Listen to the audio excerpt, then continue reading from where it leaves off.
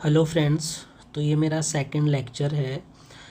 First lecture में मैंने अपने चैनल के बारे में इंट्रोडक्शन और ख़ुद के बारे में इंट्रोडक्शन बताया था। तो ये मेरा सेकंड लेक्चर है। सेकंड लेक्चर में हम एक सब्जेक्ट स्टार्ट कर रहे हैं, वो है फिज़िक्स, भौतिक विज्ञान। हम स्टार्ट कर रहे हैं। तो इसमें हम फर्स्ट चैप्टर पढ़ने वाले हैं। तो सबसे पहले हम थ्योरी पढ़ेंगे डिटेल में। थ्योरी पढ़ने के बाद उस चैप्टर से जितने भी क्वेश्चंस आए हुए हैं रेलवे में अब तक, सभी को हम डिटेल में उनका सॉल्यूशन करेंगे। ठीक है। तो पहला चैप्टर है फिजिक्स का।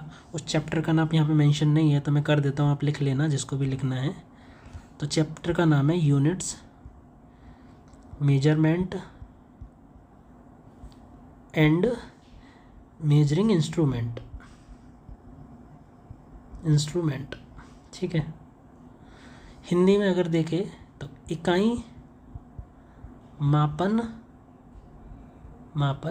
और मापन के यंत्र। ठीक है। तो ये चैप्टर का नाम है जो मैंने आपको लिख दिया है, जिसको भी ऊपर लिखा हुआ नहीं था, थंबनेल में लिखा मिलेगा आपको, लेकिन जिसको भी यहाँ से जानना है तो यहाँ पे मैंने नाम लिख दिया कि कौन सा चैप्टर हम पढ़ाने वाले हैं। ठीक है। तो सबसे पहले हम इसकी थ्योरी के बारे में डिटेल में जानेंगे। थ्योरी जानने के बाद इस थ्योरी से रिलेटेड जितने भी क्वेश्चंस बन रहे हैं, हम सभी क्वेश्चंस को यहाँ पर डिटेल में सॉल्व करेंगे। ठीक है। तभी हम स्टार्ट करते हैं इकाई से, जो मैंने फर्स्ट लिखा था स्टार्टिंग में, इकाई। उसके बाद लिखा था मापन और मापन के यंत्र। तो सबसे पहले हम स्टार्ट करेंगे इकाई। इकाई क्या होती है? इकाई को इंग्लिश में बोलते हैं यूनिट। ठीक है, इसको बोलते हैं यूनिट। तो हम फिजिक्स पढ़ रहे हैं, तो फिजिक्स में क्या है? फिजिक्स को बोलते हैं भौतिक। तो भौतिकी की इकाई। तो सबसे पहले हम जो जानेंगे वो जानेंगे इसमें कि भौतिकी की इकाई क्या होती है, इकाई होती क्या है। तो सबसे पहले उसकी परिभाषा हम समझेंगे। ठीक है। इसमें तो सबसे पहले हम जानेंगे इसकी परिभाषा। ठीक है, भौतिकी की इकाई की परिभाषा। तो भौतिक इकाई क्या होती है? तो भौतिक राशियाँ और इकाई, फिजिकल क्वांटिटीज़ और यूनिट्स, जो भी इसको बोले। ठीक है, फिजिकल यूनिट्स क्या क्या होती है? तो सबसे पहले भौतिक राशि, कोई भी राशि जिसे मापा जा सके, जिसे मापा जा सके, ये शब्द आपको याद रखना, जिसे मापा जा सके और जिसे किसी संख्या तथा इकाई द्वारा व्यक्त किया जा सके। कोई संख्या और इकाई द्वारा व्यक्त किया जा सके।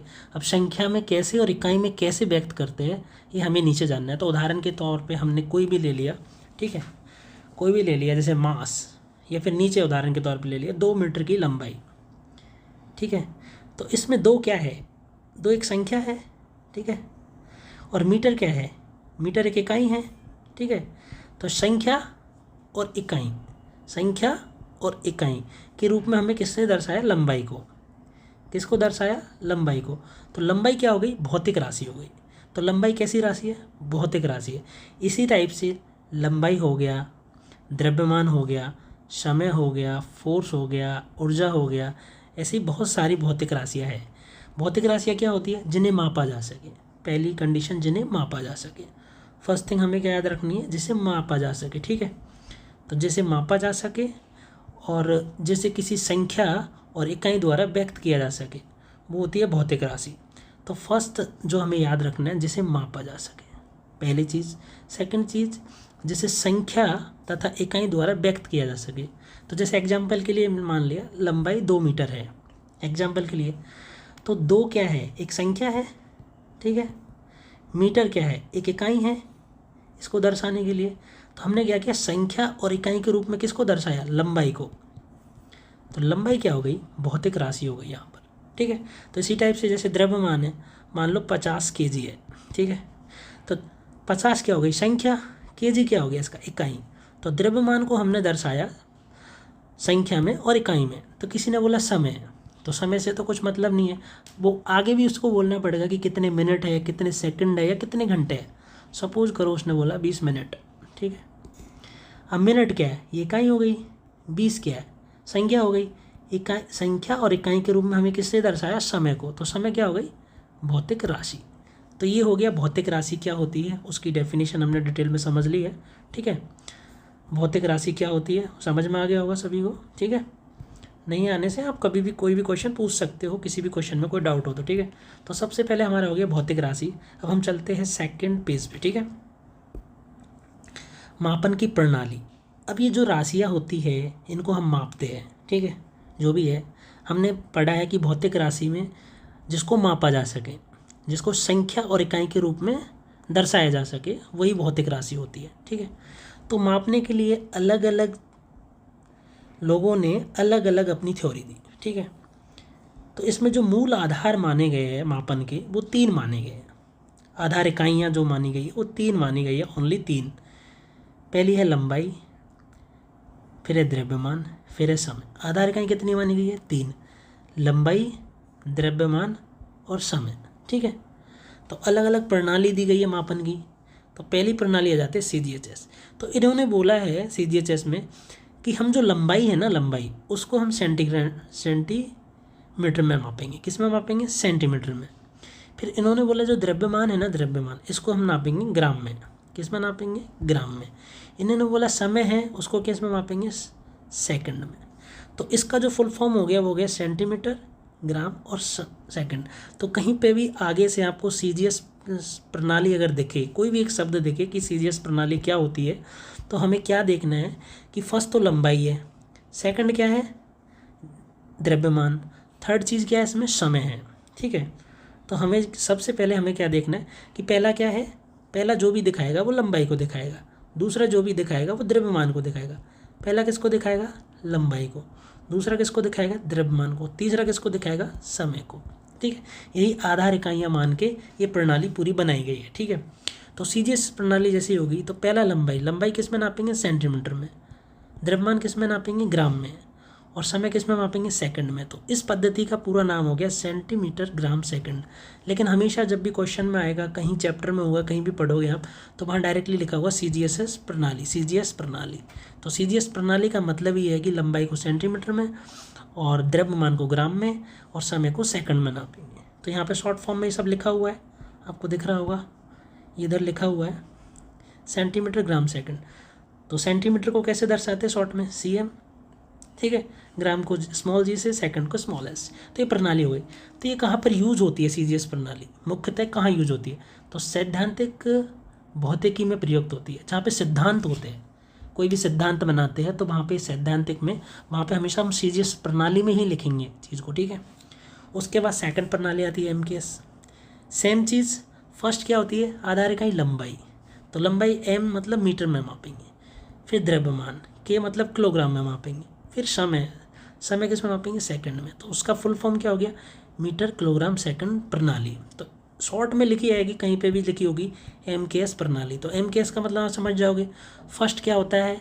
हमेशा फर्स्ट क्या होता है? लंबाई होती है। सेकंड क्या होता है? द्रव्यमान होता है। तीसरी चीज़ क्या होती है? समय होता है। तो मीटर किलोग्राम सेकंड प्रणाली, इसको आधुनिक SI प्रणाली का आधार है। ये जो है, हम जो अभी आजकल चल रहा है आधुनिक, अभी जो हम फॉलो कर रहे, वो SI प्रणाली है, इंटरनेशनल सिस्टम ऑफ यूनिट। ठीक है, स्टैंडर्ड प्रणाली आधुनिक। तो ये जो प्रणाली बनी है आधुनिक SI प्रणाली, इसका आधार क्या है? MKS प्रणाली। मतलब MKS प्रणाली से ही आधुनिक SI प्रणाली बनेगी, जो नीचे हम पढ़ने वाले हैं। तो ये MKS से ही बनी है। ठीक है, M तो फर्स्ट क्या हो गया? मीटर हो गया। ठीक है, और सेकंड क्या हो गया? द्रव्यमान, किलोग्राम हो गया। थर्ड क्या हो गया? टाइम, सेकंड हो गया। ठीक है, तो ये जो है MKS प्रणाली है, आधुनिक SI प्रणाली का क्या है? आधार है। ठीक है, तो ये समझ में आ गया आपको। अब है FPF, मतलब फर्स्ट तो लंबाई है, F मतलब फुट, लंबाई फुट में भी मापते हैं हम, तो फुट हो गया। P द्रव्यमान है, P4 पाउंड हो गया, पाउंड में नापेंगे। टाइम के, समय सेकंड में मापेंगे, तो फुट, पाउंड, सेकंड। ठीक है, तीनों चीज़ जो आधार इकाइयाँ लंबाई, द्रव्यमान और समय, तीनों में मापेंगे।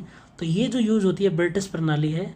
अब इसका प्रयोग बहुत कम होता है, लेकिन अगर आप ब्रिटेन में जाओगे तो वहाँ पे अभी भी जैसे कोई विंडो की, कोई दरवाजे की, खिड़की की जो लंबाई है वो ऐसे ही नापी जाती है, फुट, पाउंड में, इसमें इसी चीज़ों में होती है। अभी भी वो फॉलो कर रहे हैं इस चीज़ को। तो वहाँ पे जो प्रणाली यूज होती है ब्रिटेन में, वो FPS प्रणाली यूज होती है। ठीक है, और ऑल ओवर द वर्ल्ड जो प्रणाली होती है वो इंटरनेशनल SI यूनिट जो है SI है। तो सबसे इम्पोर्टेंट अभी आ गया हम SI प्रणाली, इंटरनेशनल सिस्टम ऑफ यूनिट। इससे पहले जो प्रणाली पढ़ रहे थे उसकी आधार इकाई 3 थी बस, लंबाई, द्रव्यमान और समय थी। ठीक है, इसमें भी तीनों है, उसके अलावा भी 4 और हैं। एम्पियर विद्युत धारा, के है केल्विन टेम्परेचर की है, मोल पदार्थ की मात्रा की है, कैंडेला ज्योति तीव्रता की है। तो इसमें जो है आधार इकाई वो कितनी है, 7 है।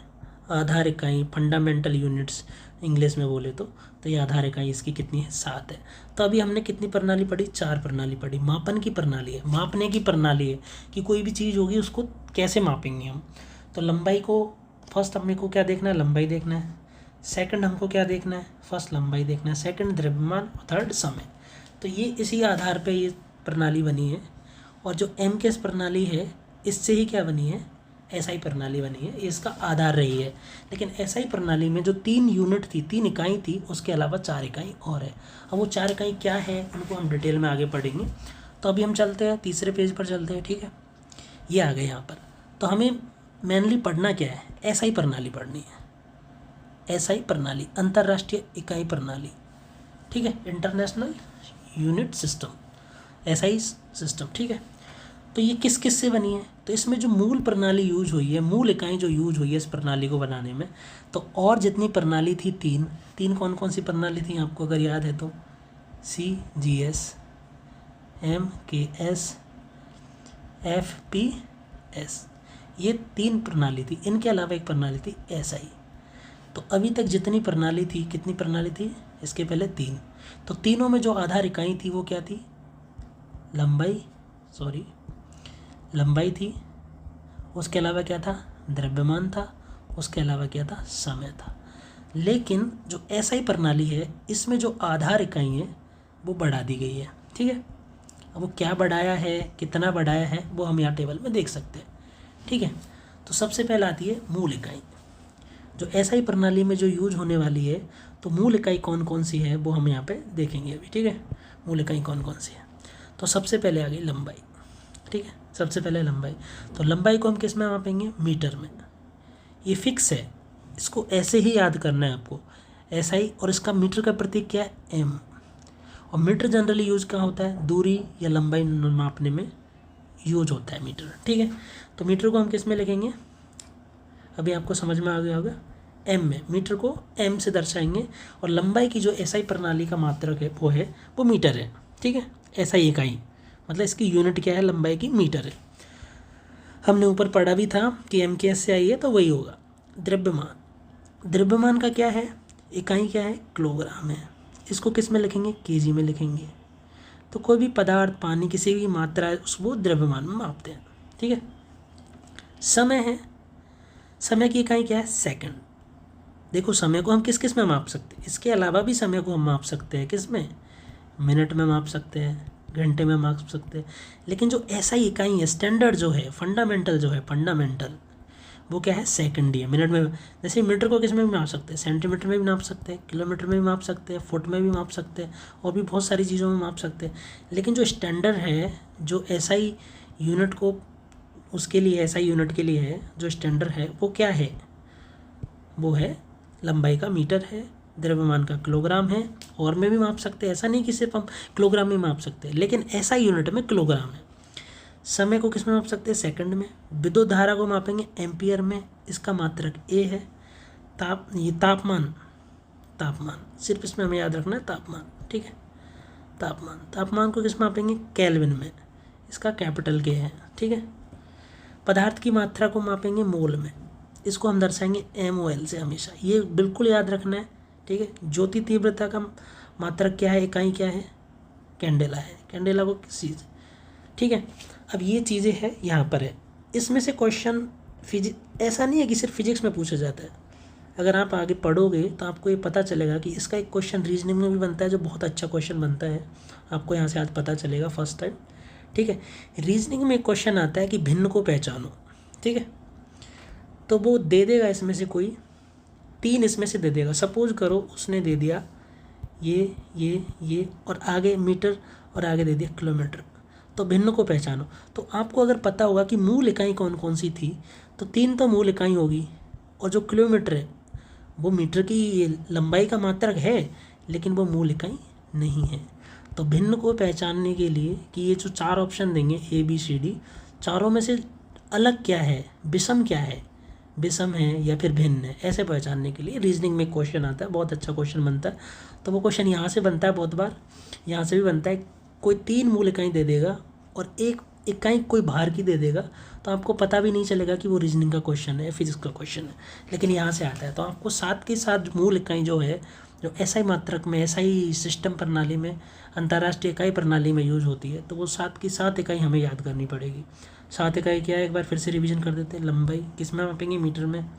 द्रव्यमान किस में मापेंगे, किलोग्राम में। समय किस में मापेंगे, सेकंड में। विद्युत धारा किस में मापेंगे, एम्पियर में। तापमान को किस में मापेंगे, केल्विन में। पदार्थ की मात्रा को किस में मापेंगे, मोल में। ज्योति तीव्रता को किस में मापेंगे, कैंडेला में। और तापमान को और भी बहुत सारा डिग्री सेल्सियस में भी माप सकते हैं, फ़ारेनहाइट में भी माप सकते हैं। ऐसी हर चीज़ को अलग अलग चीज़ में माप सकते हैं, लेकिन जो एसआई अंतर्राष्ट्रीय इकाई प्रणाली है, इसमें मापने के लिए केल्विन ही है। ठीक है, तो ये हो गया आपका मूल इकाइयाँ क्या क्या हैं। चलते हैं अगले पेज पर। ठीक है, तो फिर ये जो एसआई में जो यूज होने वाली इकाई हैं, उनमें से कुछ इकाई और है, तो उनको बोलते हैं पूरक इकाई। क्या बोलते हैं, पूरक, सप्लीमेंट्री यूनिट्स। एक होती है समतल कोण के लिए, समतल कोण मापने के लिए। एक होती है घन कोण मापने के लिए। तो समतल कोण को मापने की इकाई क्या होती है, रेडियन। ठीक है, तो ये कोण का मान कैसे निकालते हैं हम, आर्क, जैसे कोई वृत्त है, ठीक है, तो एक कोई कोण बन रहा है, तो ये कोण कितना है, ये मान लो थीटा डिग्री है, तो ये कोण कितना है, तो ये जो है इसका ये जो चाप है ना, ये इसको बोलते हैं आर्क या फिर चाप, हिंदी में चाप। तो चाप बटे त्रिज्या, ये जो त्रिज्या है, रेडियस, ये करने से ये कोण आ जाएगा। तो इसको कोण को किस में मापेंगे, ये कोण जो आएगा किस में आएगा, रेडियन में आएगा। किस में आएगा, रेडियन से डिग्री में बदलने के लिए आपको पता ही होगा कैसे बदलते हैं, नहीं तो वो आप मैथमेटिक्स में देखेंगे, हम उसको बदल देंगे, लेकिन जो आएगा वो किस में आएगा, रेडियन में आएगा। तो जो 2D कोण है, जो समतल कोण है, उसको किस में मापते हैं, रेडियन में। किसके अनुसार मापते हैं, ये एसआई प्रणाली जो हम पढ़ रहे हैं, ठीक है, स्टैंडर्ड प्रणाली, उसके अनुसार। ऐसे अगर घन कोण है, कोई 3D है, तो इसको किस मापेंगे, स्टेरेडियन में। किस में मापेंगे, स्टेरेडियन में। रेडियन का प्रतीक RD है, स्टेरेडियन का 3D कोणों को मापने के लिए, जैसे शंकु हो गया, ठीक है, ये कोणों को मापने की। तो ये हो गई पूरक इकाई। किसकी, हमने जो पढ़ी एसआई प्रणाली की इकाई। तो फर्स्ट क्या पढ़ी थी हमने, मूल इकाई। मूल इकाई में कितनी थी, 7 थी। फिर पढ़ी पूरक इकाई। पूरक इकाई में कितनी है, 2 है। थर्ड इकाई होगी व्युत्पन्न इकाई। तो इसमें जितनी भी इकाई होगी वो मूल इकाई से बनी होगी, मूल इकाई से ही बनकर ये व्युत्पन्न इकाई बनी होगी। तो ये 7 है। 7 में क्या क्या है आपको याद करना है, पूरा डिटेल में याद करना है, क्योंकि डायरेक्ट क्वेश्चन पूछे जाते हैं इससे। पूरक इकाई में 2 ही है, क्या है, समतल कोण और घन कोण। समतल कोण को किस में मापते हैं, रेडियन में। घन कोण को किस में मापते हैं, स्टेरेडियन में। ठीक है, व्युत्पन्न जो है ये इकाई मूल इकाई से मिलकर बनी होती है। कहीं इनमें जो बनी है मूल इकाई से ही मिलकर बनी होती है। ठीक है, तो ये अब हम पढ़ने वाले हैं व्युत्पन्न। मूल इकाइयों को गुना या भाग करके प्राप्त होती है। ये कैसे होती है प्राप्त, मूल इकाइयों को गुना या भाग करके प्राप्त होती है। जैसे कोई एक मूल इकाई होगी, उसकी घात कुछ होगी, n कुछ भी हो सकती है वो, ठीक है। ऐसी कोई मूल इकाई होगी, उसकी m होगी, ये 0 1 2 3 कुछ भी हो सकती है, ठीक है। उदाहरण के लिए वेग। तो वेग का सूत्र क्या होता है, वेग का होता है जनरली विस्थापन बटे समय। विस्थापन को बहुत बार दूरी भी लिख देते हैं, ठीक है, दूरी। तो दूरी को किस में मापते हैं, दूरी बटे समय, ये इसका सूत्र है। तो दूरी को किस में मापते हैं, मीटर में। एसआई प्रणाली के अनुसार। यहाँ पे कोई सेंटीमीटर नहीं लिखना, क्योंकि सेंटीमीटर किस में मापते हैं, CGHS प्रणाली। लेकिन हमें पढ़नी क्या है, एसआई प्रणाली। एसआई प्रणाली में दूरी को नापते हैं मीटर में, समय को किस में, सेकंड में। तो मीटर सेकंड, तो ये 2 इकाई हो गई। 2 इकाई से मिलकर जो इकाई बनी है स्पीड की, ये हम किसको माप रहे हैं, स्पीड को। तो स्पीड क्या है, एक भौतिक राशि है। तो इसकी इकाई क्या होगी, मीटर पर सेकंड, मीटर प्रति सेकंड, मीटर बटे समय। तो ये 2 मूल इकाइयों से मिलकर बनी है। तो ये कैसी इकाई है, व्युत्पन्न इकाई। कैसी है, व्युत्पन्न इकाई। 2 मूल इकाइयों, 2 या 2 से अधिक मूल इकाइयों से मिलकर जो बनेगी वो कैसी हो जाएगी, व्युत्पन्न इकाई हो जाएगी, ठीक है। तो व्युत्पन्न इकाई समझ में आ गया होगा। तो अभी हमने एसआई प्रणाली में कितनी इकाई पढ़ी है, कितने तरीके की है, 3 तरीके की। पहली कितनी है, मूल इकाई। क्या है, मूल इकाई। मूल इकाई में कितना है, 7 है। 7 क्या क्या है, अगर आप देखो तो दूरी हो गया है, द्रव्यमान हो गया, समय हो गया, ताप हो गया, पदार्थ की मात्रा हो गया, और क्या हो गया, दूरी हो गया, द्रव्यमान हो गया, समय हो गया, ताप हो गया, पदार्थ की मात्रा हो गया, ज्योति तीव्रता हो गया, और एक हो गया विद्युत धारा, ठीक है। तो ये 7 हो गई, ये हो गई मूल इकाई। क्या हो गई, मूल इकाई। फिर इसमें जाती है पूरक इकाई। पूरक इकाई दो ही है जो आपके सामने है, क्या है, समतल कोण के लिए रेडियन है और घन कोण के लिए स्टेरेडियन है। फिर व्युत्पन्न इकाई, तो ये दो या दो से अधिक मूल इकाइयों से ही मिलकर बनेगी व्युत्पन्न इकाई, जितनी भी व्युत्पन्न इकाई बनेगी। यहाँ पर जैसे हमने एग्जाम्पल लिया स्पीड का, दूरी बटे समय इसका सूत्र होता है। दूरी को हम किस में मापते हैं, हमने अभी देखा ही है, लंबाई या जो भी है दूरी है उसको किस में मापते हैं, मीटर में, समय को सेकंड में, तो मीटर बटे सेकंड। तो एक मीटर भी क्या मूल इकाई है, सेकंड भी क्या मूल इकाई है, दोनों से मिलकर जो बनी है वो क्या है, व्युत्पन्न इकाई है। ठीक है, आगे पढ़ेंगे, चलते हैं नेक्स्ट पेज पर। ठीक है, ये आ गया, ये बहुत ही इंपॉर्टेंट पेज है, बहुत ही इंपॉर्टेंट टेबल है, आपको याद करनी है। आपको अगर नहीं दिख रही है ये तो इसको जूम करके मैं आपको दिखा देता हूँ, लेकिन बहुत ही इंपॉर्टेंट है ये टेबल, आप इसको बहुत अच्छे से याद कर लेना। ठीक है, बहुत ही इंपॉर्टेंट टेबल है, व्युत्पन्न राशि। ठीक है, तो सबसे पहले आ जाता है इसमें, सबसे पहले आ जाता है क्षेत्रफल। तो जैसे इसमें हम एक एग्जाम्पल के लिए समझ रहे हैं अभी हम इसको, जैसे एक हमने सपोज आयत ले लिया। ठीक है, आयत ले लिया, एक क्या ले लिया हमने, आयत। एग्जाम्पल के लिए हम इसको समझ रहे हैं और कुछ नहीं है इसमें समझने के लिए, एग्जाम्पल के लिए हम इसको समझ रहे हैं। ठीक है, सपोज कर क्या ले लिया, आयत ले लिया। ठीक है, आयत में क्या है, इधर लंबाई है, इधर चौड़ाई है। अब ये भी दूरी है और ये भी दूरी है, ये भी दूरी है और ये भी दूरी है। अब आयत का क्षेत्रफल सबको पता है क्या होता है, लंबाई गुना चौड़ाई। ये भी दूरी है तो लंबाई को किस में लिखते हैं, मीटर में। ठीक है, चौड़ाई ये भी क्या है, दूरी है, चौड़ाई को किस में लिखते हैं, मीटर में। मीटर गुना मीटर करेंगे तो क्या आ जाएगा, मीटर स्क्वायर। ठीक है, अब ये मीटर स्क्वायर कहाँ से आया, तो ये क्षेत्रफल का क्या हो गई, इकाई हो गई, क्या हो गई, मीटर स्क्वायर। मीटर स्क्वायर कैसे आई आपको समझ में आ गई, हमने एक एग्जांपल लेके समझी। तो कोई भी चीज़ का क्षेत्रफल हमेशा मीटर स्क्वायर में होगा। आप बोलोगे कि सेंटीमीटर स्क्वायर में भी हो सकता है, बिल्कुल हो सकता है। ठीक है, किलोमीटर स्क्वायर में भी हो सकता है, बिल्कुल हो सकता है। लेकिन हम क्या पढ़ रहे हैं, एसआई पद्धति। तो एसआई पद्धति में जो स्टैंडर्ड होगा, एसआई पद्धति में जो स्टैंडर्ड होगा वो क्या होगा, मीटर। ठीक है, तो मीटर स्क्वायर में ही होगा, ये आपका समझ में आ गया होगा आपको। ठीक है, ऐसे आयतन है। ठीक है, आयतन के लिए हम क्या ले लेते हैं, कोई मान लो घन ले लिया। ठीक है, आपने देखा होगा घन का घन ले लिया, सपोज करो ये घन ले लिया। ठीक है, ये ले लिया हमने आयतन के लिए। इधर लंबाई है, ठीक है, ये वाली है, ये चौड़ाई है और ये है, ये ऊंचाई है। तो जिस आयतन क्या होता है, घन का आयतन लंबाई गुना चौड़ाई गुना ऊंचाई होता है। अब लंबाई भी एक दूरी है, चौड़ाई भी एक दूरी है और ऊंचाई भी एक दूरी है। तो दूरी का मात्रक एसआई में क्या होता है, मीटर। इसमें भी मीटर, इसमें मीटर, 3 बार मीटर को गुना करेंगे तो मीटर की घात 3 मीटर क्यूब। तो इसका जो आयतन का जो आ गया क्या, यूनिट आ गई, इकाई आ गई, वो क्या, मीटर क्यूब है।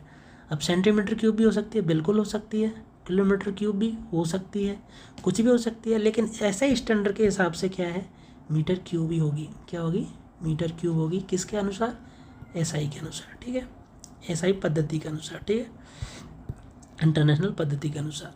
ठीक है, समझ में आ गया होगा। घनत्व का आपको सूत्र पता होना चाहिए, क्या है, द्रव्यमान बटे आयतन। अब ये सूत्र तो क्या आपको याद करने पड़ेंगे, इसमें कोई वो ही नहीं है, द्रव्यमान बटे आयतन। द्रव्यमान का जो एसआई यूनिट होती है वो क्या होती है, किलोग्राम होती है। आयतन का क्या होती है, ऊपर ही देखिए मीटर क्यूब, तो किलोग्राम पर मीटर क्यूब, किलोग्राम बटे मीटर क्यूब हो गया, कोई दिक्कत नहीं है। बेग है, बेग क्या, दूरी बटे समय। दूरी की जो एसआई यूनिट होती है वो क्या होती है, मीटर। समय की क्या होती है, सेकंड, तो मीटर पर सेकंड हो गई। त्वरण क्या होता है, बेग बटे समय। तो बेग की हमने ऊपर ही देखी, मीटर पर सेकंड, नीचे एक और समय, तो एक और समय गुना हो जाएगा, दोनों गुना होंगे तो समय की घात 2 हो जाएगी, तो मीटर 2 हो गया। बल हो गया, बल का क्या है सूत्र, द्रव्यमान गुना त्वरण हो गया। तो द्रव्यमान क्या आएगा, किलोग्राम में आएगा, किस में आएगा, किलोग्राम में। त्वरण किस में आएगा, ऊपर है, मीटर पर सेकंड स्क्वायर। लेकिन ये जो बल की परिभाषा दी थी, ये दी थी न्यूटन ने। किसने दी थी, न्यूटन ने दी थी बल की परिभाषा हमें। तो न्यूटन ने बल की परिभाषा दी, तो न्यूटन ने क्या कहा था, तो न्यूटन ने एक ही बात बोली थी कि किसी पिंड की गति को बनाए रखने या बदलने के लिए उसमें कोई ना कोई बाहरी बल चाहिए। ठीक है, तभी उसकी जो पिंड की गति है वो बनी रहेगी। जब तक कोई बाहरी बल उसको रोकने के लिए नहीं आए। ये किसने बोला था? आइजैक न्यूटन ने। कब कहा था? 1687 में। कब कहा था? 1687 में आइजैक न्यूटन ने बल की परिभाषा दी थी। तो ये जो सूत्र है ये भी उससे आया। तो फर्स्ट जो नियम था किसका? न्यूटन का।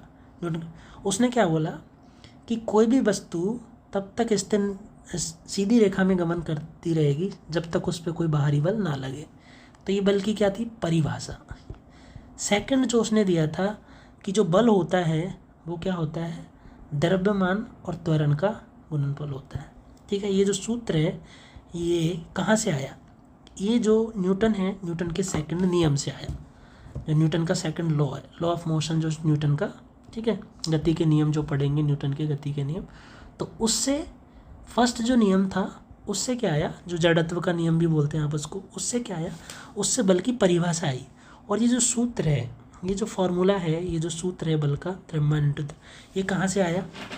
ये आया सेकंड नियम से आया। किसके? न्यूटन के सेकंड नियम से।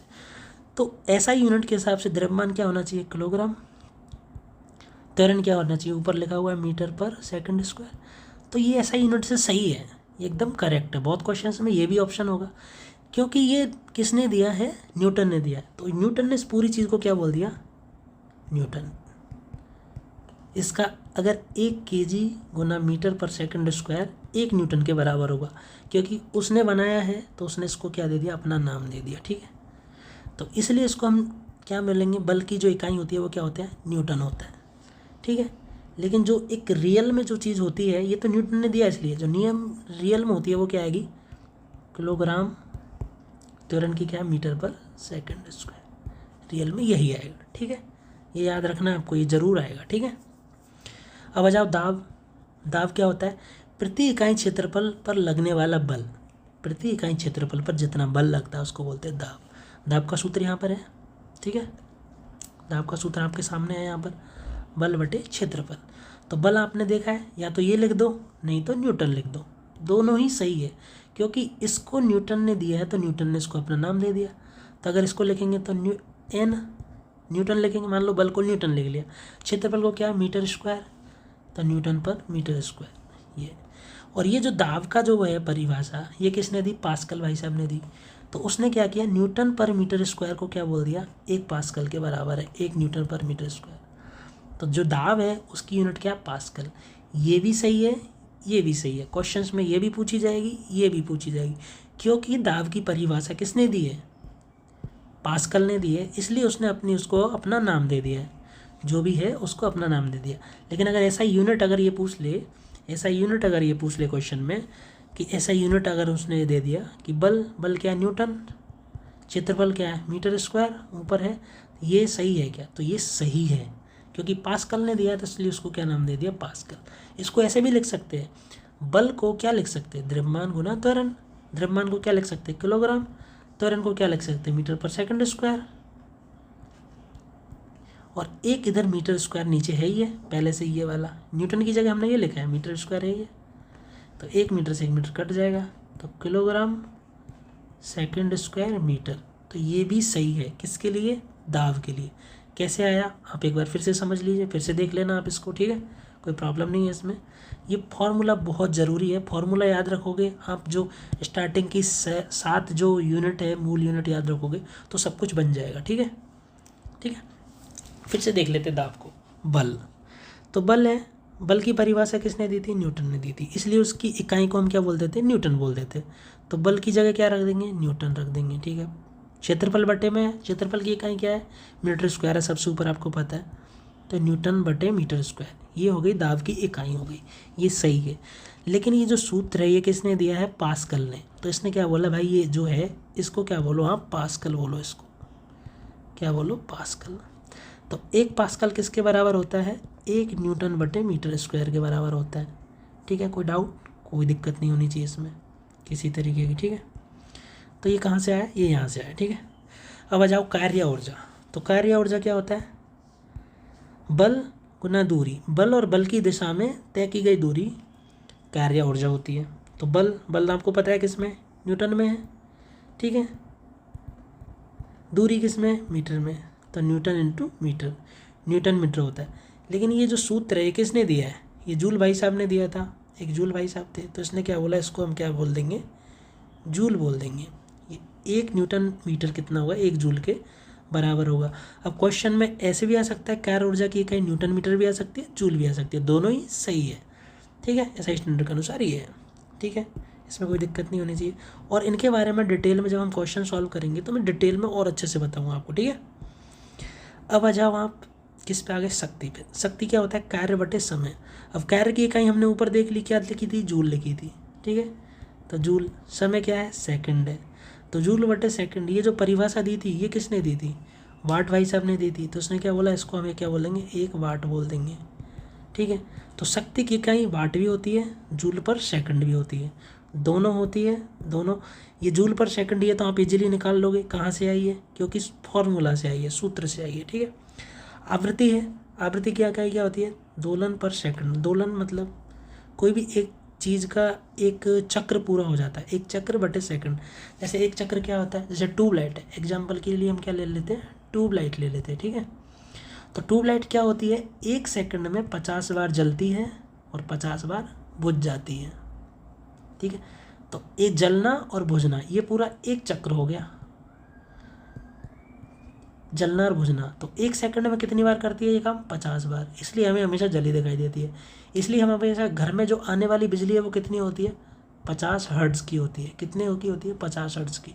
तो जो ट्यूबलाइट है, हमारे घरों में जो ट्यूबलाइट लगी है वो 1 सेकंड में 50 बार जलती है और 50 बार बुझ जाती है। तो उसकी जो फ्रिक्वेंसी है, उसकी जो आवृत्ति है वो कितनी है, 50। तो घर में आने वाली जो बिजली है वो कितने हर्ट्ज़ की होती है, 50 हर्ट्ज़ की होती है। क्यों होती है, समझ में आ गया होगा आपको।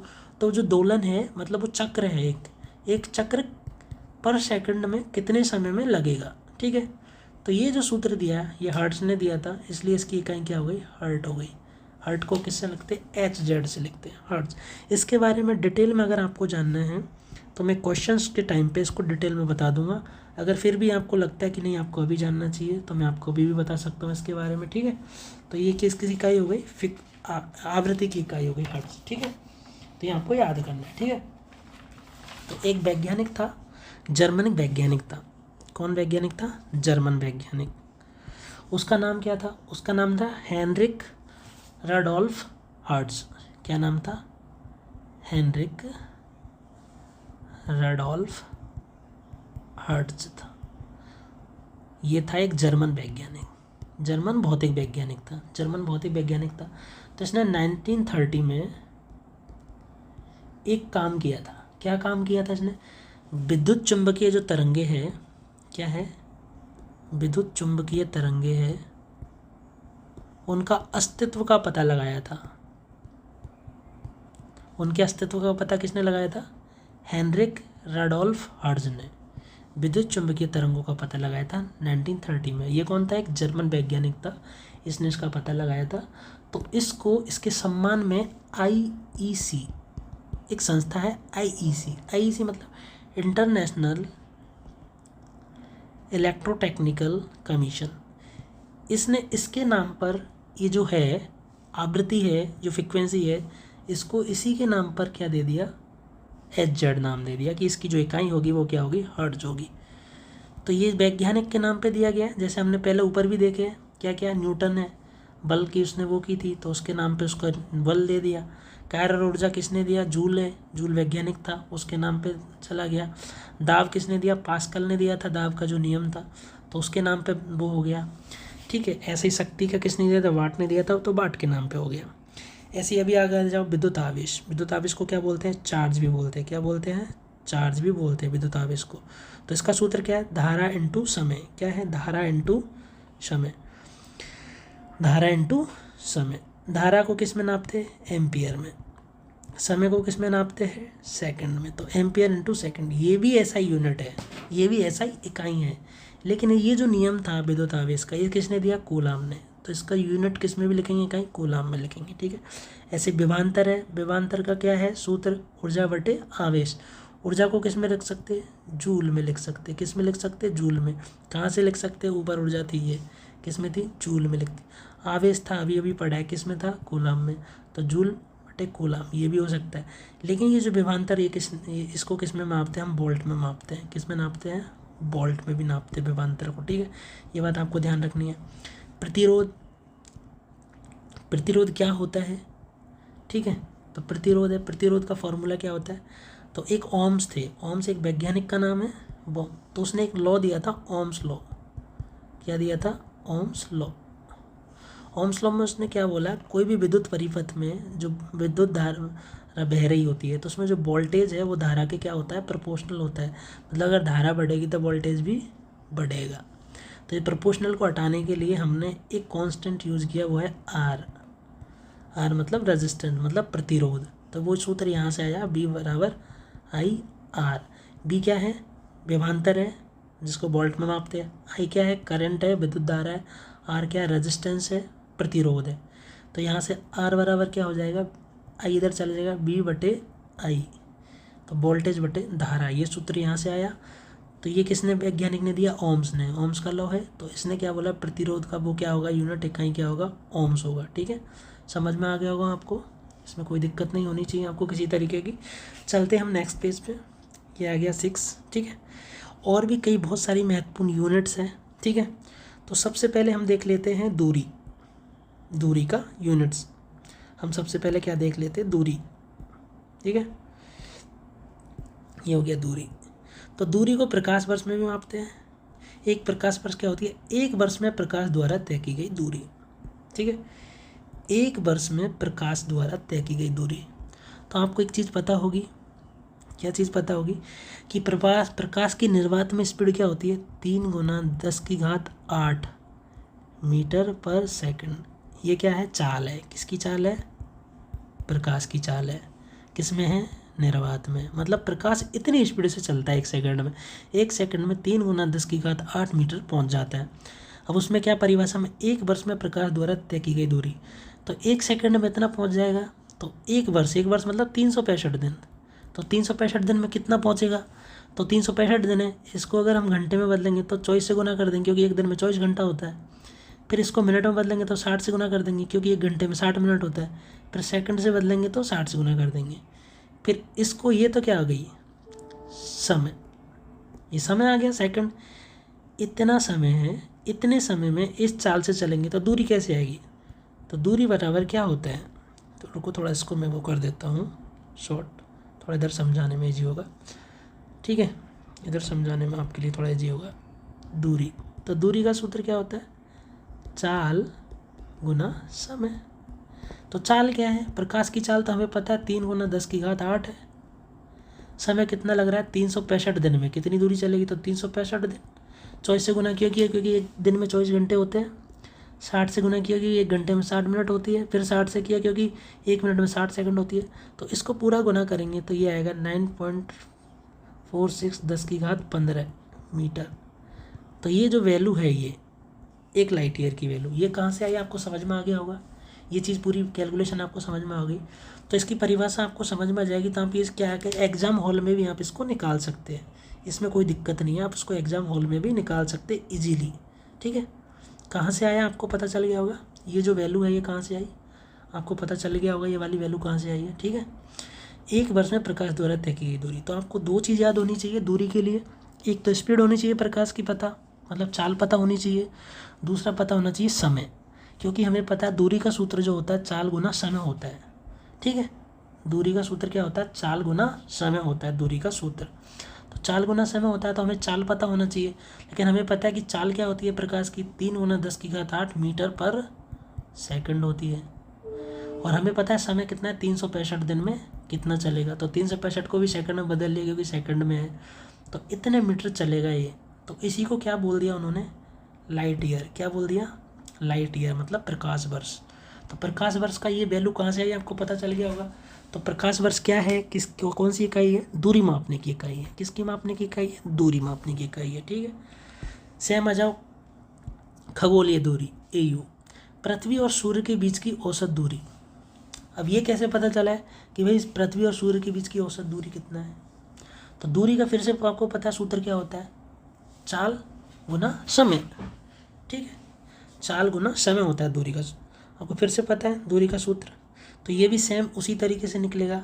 कैसे निकलेगा मैं आपको बता देता हूँ इसके बारे में थोड़ा सा, ठीक है। AU की बात कर रहे हैं। AU क्या है? सूर्य और पृथ्वी के बीच की दूरी, ठीक है। तो हमें तो एक ही चीज़ पता है, ज़्यादा हमें कुछ पता है नहीं है। हमें इतना पता है कि दूरी अगर निकालनी है तो दूरी क्या होती है? चाल गुना समय होती है। हमें पता है प्रकाश की चाल कितनी है? 3 × 10⁸ अब समय कितना लगता है? सूर्य को पृथ्वी पर पहुंचने में कितना समय लगता है वो आपको पता होना चाहिए। कितना समय लगता है ये कैलकुलेशन आपको करोगे तो आपको ऑटोमेटिक निकल जाएगा।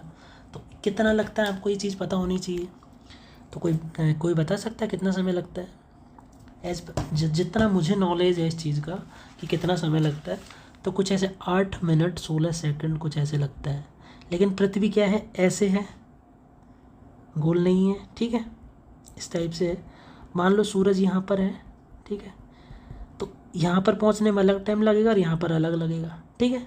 दोनों जगह पर पहुँचने में अलग अलग समय लगेगा सूरज को, ठीक है। इधर भी अलग लगेगा। तो इस जगह पर पहुँचने में ये क्या है बीच में? भूमध्य।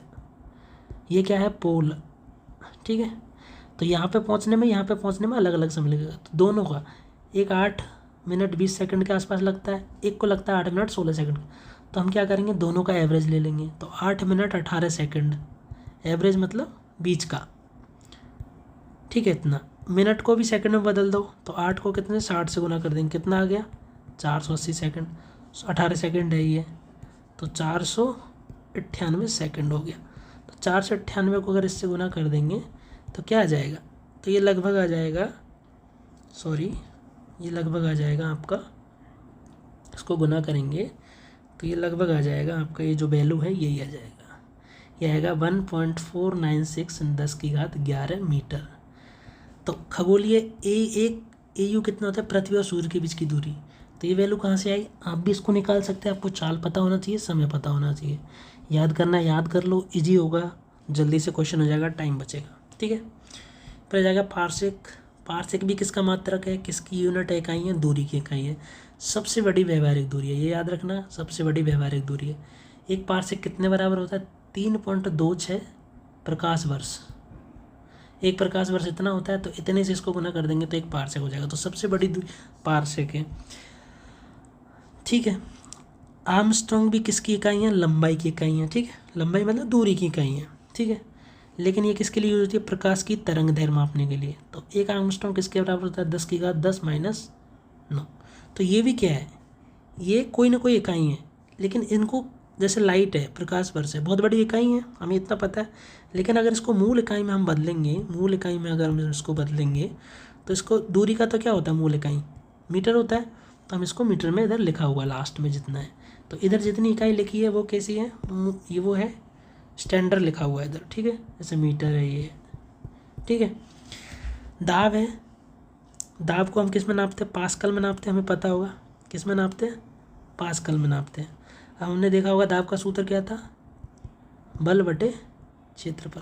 थोड़ा आगे समझा देता हूँ क्योंकि यहाँ पे थोड़ी दिक्कत होगी, जगह की दिक्कत है, ठीक है। यहाँ पे समझा देता हूँ मैं आपको।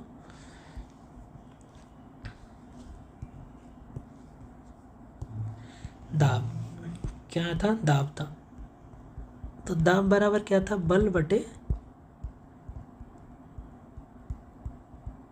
क्षेत्रफल था। क्या था? बल बटे क्षेत्रफल। तो ये किसने दिया था? पास्कल ने। तो इसको क्या लिख दिया? पास्कल लिख दिया था इसको, ठीक है। क्योंकि ये किसने दिया था? पास्कल ने लिख दिया। लेकिन अब इसमें क्या, दाब को बार में भी लिख सकते हैं, ठीक है, बार में भी लिख सकते हैं। इकाई तो कितनी भी हो सकती है, लेकिन मूल इकाई क्या है इसकी? पास्कल ही है। या तो पास्कल है, या फिर आप इसको क्या लिखो? बल को न्यूटन में लिखो, क्षेत्रफल को मीटर स्क्वायर में, न्यूटन पर मीटर स्क्वायर है, ये दोनों में से एक ही है। अब इसमें एक चीज़ आपको याद रखनी है कि 1 बार 10⁵5 पास्कल के बराबर होता है। कैसे होता है? जब हम क्वेश्चंस करेंगे तो मैं इसको डिटेल में आपको बताऊंगा कि कैसे होता है, ठीक है। ऊर्जा है, ऊर्जा की इकाई क्या है? कैलोरी है, ठीक है। ऊर्जा की इकाई और क्या होती है? आपने पढ़ा होगा, जूल भी होता है, ठीक है। तो 1 कैलोरी 4.18 जूल के बराबर होती है, 4.10 जूल के बराबर होती है। शक्ति है, शक्ति की इकाई क्या होती है? वाट होती है। हॉर्स पावर भी होती है, क्योंकि बड़ी कंपनीज है जिसमें ज़्यादा शक्ति, ज़्यादा पावर यूज़ होती है, वहाँ पर हॉर्स पावर में यूज होगा, ठीक है। तो 1 हॉर्स पावर बराबर कितना होता है 746 वाट, ये याद रखना, ये बहुत बार पूछा जाता है क्वेश्चन। रेडियोधर्मिता इसकी इकाई क्या होती है, क्यूरी होती है, ठीक है। लेकिन अब इसकी इकाई एक BQ भी होती है। BQ को क्या बोलते हैं, बैकुरेल। ये बैकुरेल ये क्या है, ये एक SI यूनिट है। क्या यूनिट है, SI यूनिट बैकुरेल है, ये भी आपको ध्यान रखना। प्रकाश है इसकी क्या होती है यूनिट, लक्स होती है। ल्यूमेन पर मीटर स्क्वायर में ऐसे भी लिखते हैं, सत्य की है, ठीक है। तो ये आपकी इकाई हो गई। इसके बारे में और भी कोई डाउट हो आपको तो पूछ सकते हो, और मैं आपको इनके बारे में क्वेश्चंस में आपको और डिटेल में बता दूंगा। चलते हैं अगले पेज पर, ठीक है। तो ये है SI उपसर्ग, क्या लिखा हुआ है यहाँ पर, SI उपसर्ग, ठीक है। जब हमें बहुत बड़े या फिर बहुत छोटे मान को व्यक्त करना हो, जैसे बहुत बड़ा है और बहुत छोटा है, तो बार बार शून्य, जैसे 10 लाख लिखना है तो 10 लाख लिखने में बहुत बार शून्य लगेंगे, ठीक है। तो हम उनको क्या लगेंगे, जैसे ये है तो हम इसको क्या है, कितने शून्य हैं तो बहुत टाइम लगेगा, इससे भी ज़्यादा हो सकते, तो हम इसको डायरेक्टली क्या लिख सकते हैं,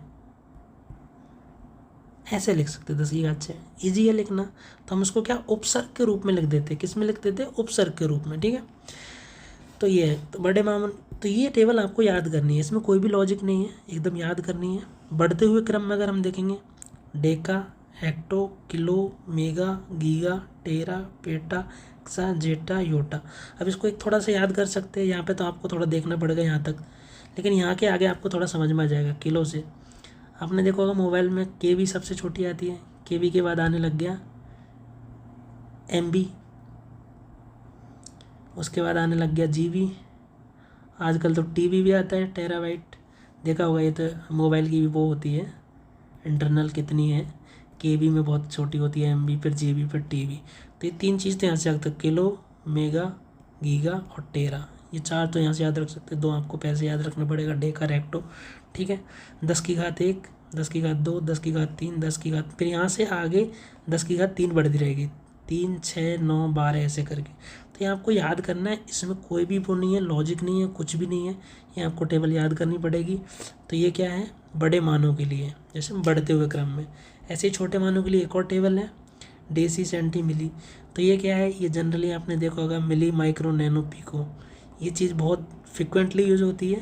ये किस में यूज़ होती है, डिस्टेंस में, दूरी में, कितने नैनोमीटर है, कितने मिलीमीटर है, कितने माइक्रोमीटर है, कितने पिकोमीटर है। तो डेसी, सेंटी, मिली, माइक्रो, नैनो, ये आपको याद ही करना है। और ये यहाँ पे भी यूज़ नहीं होगा, इसके अलावा ये कंप्यूटर में भी यूज़ होगा, ठीक है, कंप्यूटर में भी है और 1-2 जगह और भी यूज़ होगा। तो ये आपको याद ही करना है, इसमें कोई भी लॉजिक नहीं है, ठीक है। याद करने का तरीका है जो मैंने आपको थोड़ा बहुत यहाँ पे दिखाने की कोशिश की है, आप इसको देख लो एक बार, ठीक है। तो क्या है, किलो, मेगा, गीगा, टेरा अक्सर कंप्यूटर डेटा और इलेक्ट्रिक में प्रयोग होते हैं, ये आपने देख ही लिया होगा। मिली, माइक्रो, नैनो, पिको विज्ञान और प्रयोगशाला में ज़्यादातर यूज़ होते हैं, ठीक है। कुछ वैल्यूज़ है जो आपको याद करनी है, जैसे बल है, 1 न्यूटन 10 की पावर 5 डायन के बराबर होता है। कैसे होता है, मैं इसको आपको बता सकता हूँ कैसे होता है। जैसे बल है, बल का सूत्र क्या है, M गुना A, M मतलब मास, मतलब द्रव्यमान गुना त्वरण, ये बल का सूत्र है। तो द्रव्यमान हमने जैसा ही यूनिट में लिखेंगे किलोग्राम, त्वरण मीटर पर सेकंड स्क्वायर। ये कहाँ से आया, त्वरण का क्या होता है, वेग बटे समय होता है, ठीक है। वेग का क्या होता है, मीटर बटे सेकंड और सेकंड, तो यहाँ से आया त्वरण। ऊपर आगे पहले मैंने एक टेबल भी दिखाई उसमें। अब इसको क्या किया, तो ये तो दिया था न्यूटन ने, तो इसको उसने बोल दिया न्यूटन बोल दो इसको। लेकिन उसने क्या किया कि हमने देखा था एक पद्धति ऐसा ही, एक CGS पद्धति और है, CGS। इसमें क्या करते हैं हम, दूरी को सेंटीमीटर में, द्रव्यमान को ग्राम में और टाइम को सेकंड में कर देते हैं। तो दूरी है मीटर में, तो इसको क्या कर देंगे, सेंटीमीटर में बदल देंगे। किलोग्राम को कितना बदलेंगे, ग्राम में। तो 1 किलोग्राम में कितने ग्राम होते हैं, 1000 ग्राम होते हैं। मीटर है दूरी, तो 1 मीटर में कितने सेंटीमीटर होते हैं, 100 सेंटीमीटर होते हैं। सेकंड तो सेकंड ही है, सेकंड स्क्वायर रह गया नीचे, 10, 3, 2, तो 10 की घात 5 ग्राम सेंटीमीटर पर सेकंड स्क्वायर। तो ये CGS में आ गया, तो 10 की घात 5, तो 10 की घात 5 ये जो है CGS में, ये किसने दिया, डायन ने, तो इसको बोल दिया डायन। तो 10 की घात 5 डायन के बराबर क्या होगा, 1 न्यूटन होगा, ये यहाँ से आया, ठीक है। ऐसे ही सेम ऊर्जा को किस में रखते हैं, जूल में, जूल में, क्योंकि जूल ने दिया। इसको भी CGS में बदलोगे तो 10 की घात 7 आएगा। सेम तरीके से बदल सकते हो, कोई दिक्कत नहीं है। द्रव्यमान 1 मीट्रिक टन में 1000 किलोग्राम होता है, ये आपको याद रखना है। आयतन में 1 लीटर में 10 सेंटीमीटर क्यूब होता है, 10⁻³ मीटर क्यूब होता है। ये भी मैं आपको कन्वर्ट करना आगे बता दूंगा, इसको कैसे कन्वर्ट किया है, कैसे इसको बदला है। एक शक्ति मतलब 1 वॉट में 1 जूल पर सेकंड होता है, क्योंकि शक्ति का मात्रक ही क्या है, ऊर्जा बटे समय। ऊर्जा को क्या है जूल, समय को सेकंड, तो इसके बराबर ही होता है। 1 हॉर्स पावर कितने के बराबर होता है, 746 वाट के बराबर होता है। ये आपको याद करना है। तो ये चीज़ें ज़्यादातर याद है, मेमोरी बेस्ड है। तो ये मेरा आज का चैप्टर हुआ ख़त्म, पूरा थ्योरी पढ़ा दिया। आपको अगर ये थ्योरी चाहिए पीडीएफ फॉर्मेट में तो मैं आपको पीडीएफ फॉर्मेट में प्रोवाइड कर सकता हूँ। पूरा थ्योरी मेरे पास है, डिटेल में आपको चाहिए तो पीडीएफ फॉर्मेट में इस तरीके से है पूरा थ्योरी। ये पीडीएफ फॉर्मेट में आपको दिखा रहा हूँ, इसमें आपको चाहिए तो इसमें भी मैं आपको प्रोवाइड कर दूँगा, टेलीग्राम चैनल पर मिल जाएगा। ठीक है, आपको अगर वीडियो अच्छा लगे, कोई भी डाउट हो तो आप पूछ सकते हो, अच्छा लगे तो शेयर करो। ठीक है, सभी फ्रेंड्स के पास भेजो। और जो चैप्टर मैंने आज पढ़ाया उससे रिलेटेड जितने भी क्वेश्चंस हैं आरआरबी में आए हुए हैं, पूरा डिटेल में नेक्स्ट क्लास में करवाने वाला हूँ मैं। ठीक है, तो थैंक यू, सभी के लिए बहुत बहुत धन्यवाद।